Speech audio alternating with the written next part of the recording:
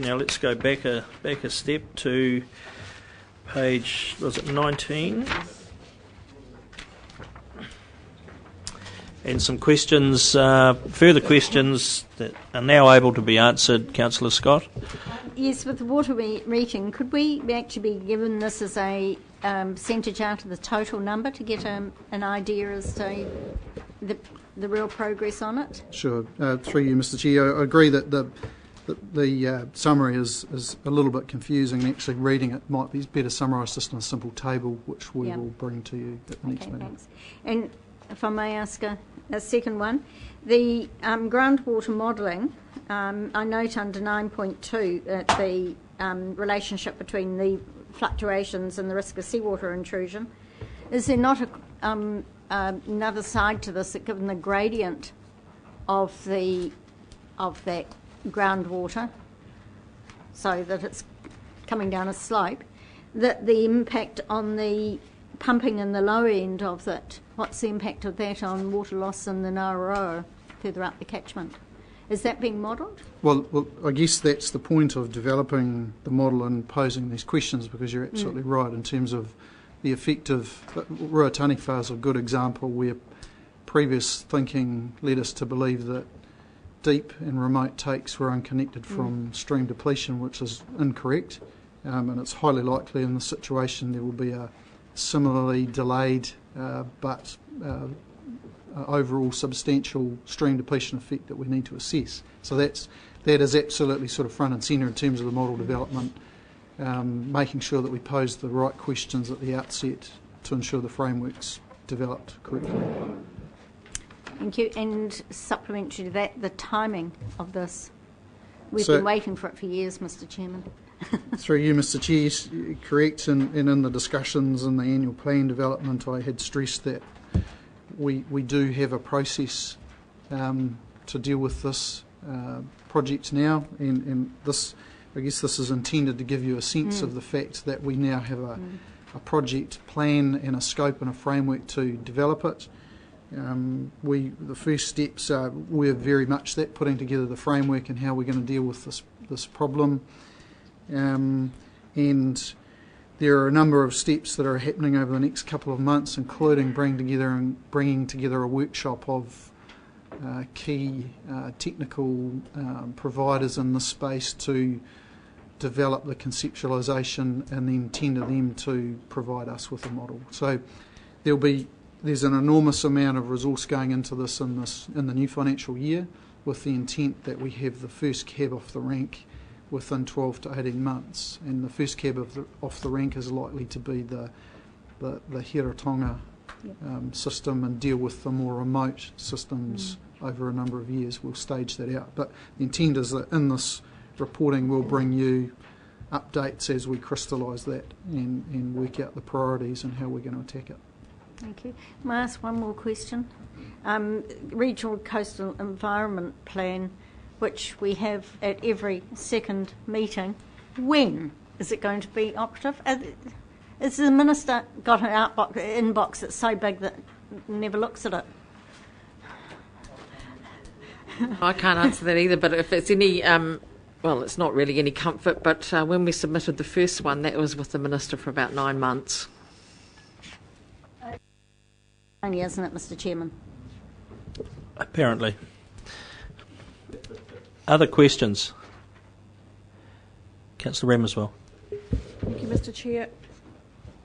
Page 22, open spaces. The adoption for that asset management plan for the pathway assets, late 2013, is that before or after the election, do you expect, please? Mr. Adey would be the best person to answer that. I am not aware of it being ready in time prior to the election. Okay. Supplementary. Regarding the strategic alliance with Department of Conservation, and the comment that the restructuring of that department is having some impact, how is that actually affecting the work that that was being done at the moment? Look, not significantly, but there has been some issues sometimes getting dock staff availability for discussions on some of these projects, but it's not significant impact. But it's just being noted that because of their uncertainty around their roles going forward, there's perhaps been some reluctance there to commit to particular projects.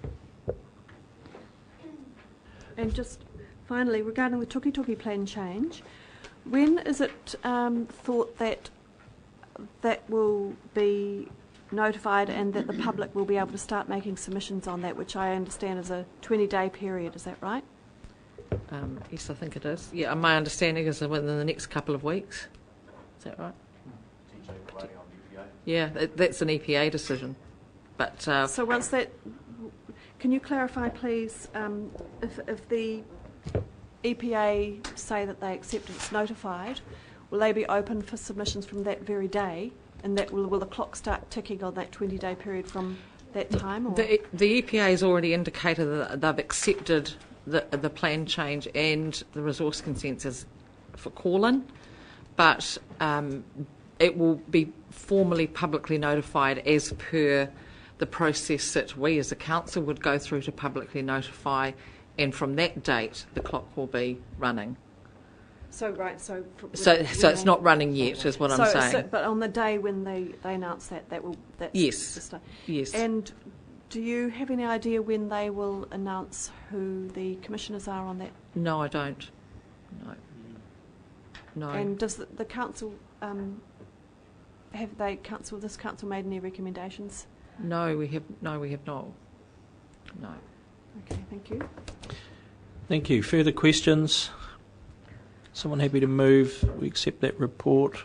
Councillor Gilbertson, thank you. We have a seconder. Councillor Scott, you wish to speak? No one wishes to speak. I'll put that motion. Then all those in favour, please say aye. Contrary, no. Carried. Item 14, the Prosperity Report, page 39. Mr. Chair, Lambert. Yeah. given that this is such an important report and one that we've been waiting for some time and is at a cost of over 100,000, we haven't had the final invoice yet, so I'm not sure exactly what the cost 120 it might be. Well, it might be 80 too, of course.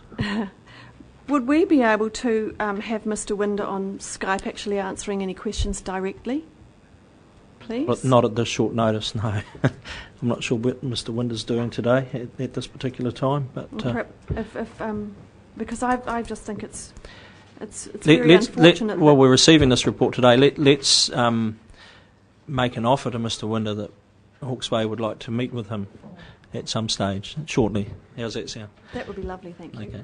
Okay. Thank you, Mr. Chairman. Yes, I mean we could do that. This report was only received a day or two before the agenda was due to go out, so we felt that it was important that it be put out in the public arena for council to receive, and then obviously there could be follow-up discussion, debate, whatever, following that, and certainly we'd be happy to invite Mr. Winder down to Hawke's Bay to answer some of the specific questions. Right. So the report, the part 2 of the report is attached on page 43 onwards of the agenda. You'll recall that part 1 listed a number of issues that McGreedy Winder felt were impacting on the or featuring in the social and economic performance of Hawke's Bay. And guidance was sought from council and from a steering group of the mayors and chief executives as to what would be the most useful parts to move forward on from part 1. The first, so there was a number of issues around economic development, social development, tourism, for example, as well as the performance of local government. So a number of those other options are now being worked through in various work programs across the different councils, and it was simply unaffordable to be able to look at a detailed assessment of every single one within the budget that has been provided for this work. So, given the profile of local government reorganisation debate in Hawke's Bay at the moment, Council gave back to Mr. Winder a request that some of the financial performance parameters around the various local government structures, there should be some more detailed investigation into those. And this is the reason for his report, or the basis of his report, was that request to develop a financial model that could provide a comparator.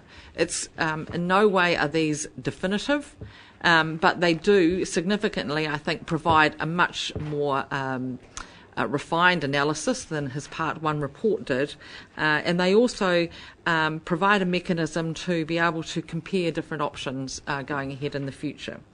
Now, to that extent, the model was developed and asked to look at 3 different scenarios. Excuse me. Scenario A, which is a single unitary authority, is proposed by Better Hawke's Bay. Scenario B, a single territorial authority and the retention of the regional council, and that is an alternative proposal that has been received by the Local Government Commission. By Councillor Rem as well. And scenario C, 2 territorial authorities and the retention of the regional council. So the process that was used was that Mr. Winder actually engaged himself some accountancy expertise from people who had been involved in a similar exercise with the development of the new Auckland Council, and had gone through in detail across 8 councils the different levels of activities, the different assumptions behind those, the service levels, etc. And they met with staff from 4 out of the 5 councils in Hawke's Bay, and we spent a day going through in detail the information that had previously been provided by those councils to ensure that the understanding of what was being asked for was uniform across each of those councils. So, they've attempted to get as much certainty into this as proposal as it's possible to get, without going into or without knowing a detailed organisational design for any of these different options. So on paragraph 7, I've just really listed out the key high-level assumptions that are included in the report, and you'll notice that there's a number of those around things such as timing. It was just convenient to be able to perhaps start on 1st of July of a particular year, just for financial purposes. Things like governance costs have been assumed. They're certainly not necessarily the final versions. For example, we haven't looked at including the costs of any council-controlled organisations in any scenario, so that would obviously impact on the costs, but for the sake of providing a level playing field as possible, none of that's been assumed. We've just gone for the direct council governance. So the summary of findings is included in or listed out in paragraph 8. The local government expenditure across the 5 councils in the current financial year is $284 million, excluding capital expenditure. And you'll see that a significant proportion of that expenditure is on core infrastructure. Roading and transport, 24%, wastewater, stormwater and water supply, 16%, and core recreation and community facilities and services, another 21%.